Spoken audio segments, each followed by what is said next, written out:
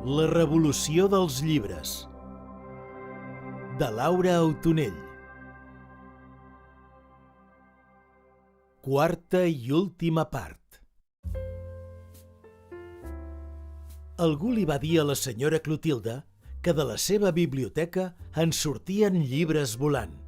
Quan va arribar de veure la seva germana en posar tirat, va entrar sobtadament a la biblioteca i va sorprendre la Maria agafant un llibre per tal d'alliberar-lo. La cara de la senyora Clotilde començava a tenir un color vermell escandalós, fruit de la fúria que sentia, i fins i tot se li van inflar les parpelles i les orelles com si fossin globus aerostàtics. Aquella dona va obrir uns ulls com unes taronges quan va veure que algunes de les prestatgeries eren gairebé buides. Maria!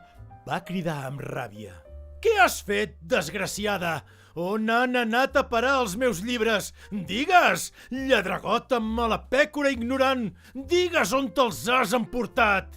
Abans que la Maria pogués donar alguna explicació, cosa poc probable perquè allò era difícil d'explicar, la vídua del doctor Del Pozo va agafar el paraigua que duia en una mà i el va aixecar per tal de colpejar la pobra noia.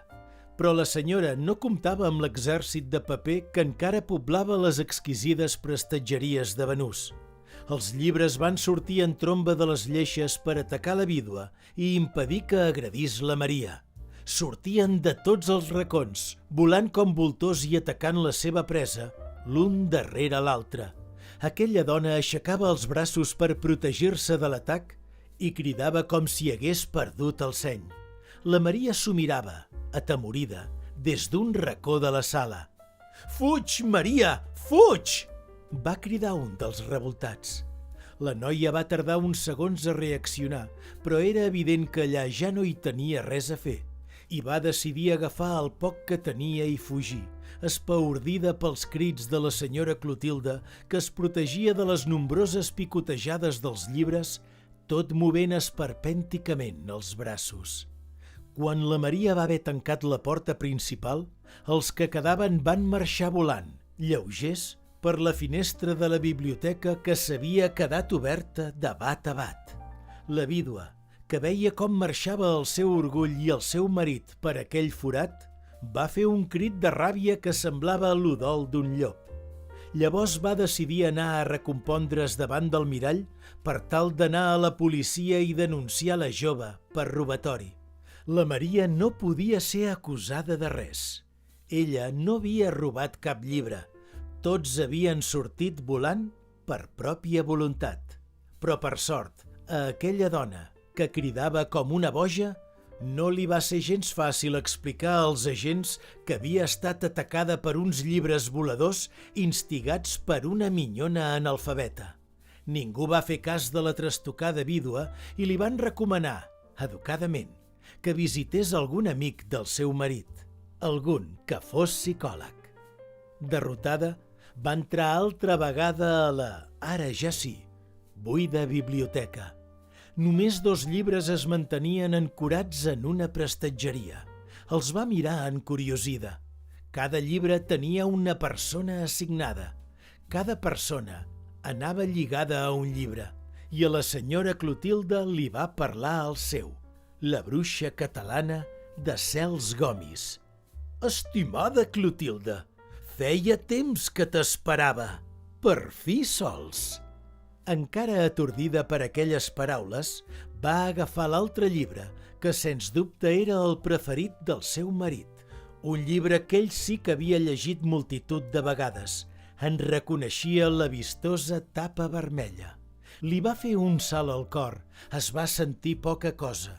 Insultada, menystinguda i estafada per aquell marit pietós, de missa, d'ideals catòlics, que en la solitud de la biblioteca llegia Hàbit de sexe, Justín i los infortunios de la virtud, del marquès de Sade. L'endemà d'aquell sotrac, la senyora Clotilde va tancar amb pany i forrellat la porta de la biblioteca, on no va entrar ningú fins al dia de la seva mort, quan les seves filles van descobrir que aquell venerat espai familiar restava nu de llibres i ple de teranyines i pols. Només unes solitàries i malmeses tapes vermelles, obertes sobre una peanya, presidien l'habitació. Era el que quedava del llibre prohibit del doctor del Pozo. La senyora Clotilde, després d'una setmana enllitada pel disgust i moguda per una irrefrenable rancúnia, havia arrencat, una a una, totes les pàgines de Justín i los infortunios de la virtut, mentre gaudia sentint els crits de dolor d'aquell pobre llibre que demanava clemència i una última amnistia. Per contra, la bruixa catalana, que reposava intacta sobre la seva tauleta de nit, es convertí des del dia que li va parlar en l'únic confident i conseller d'aquella dona eixuta per la maldat que tenia ànima de bruixa.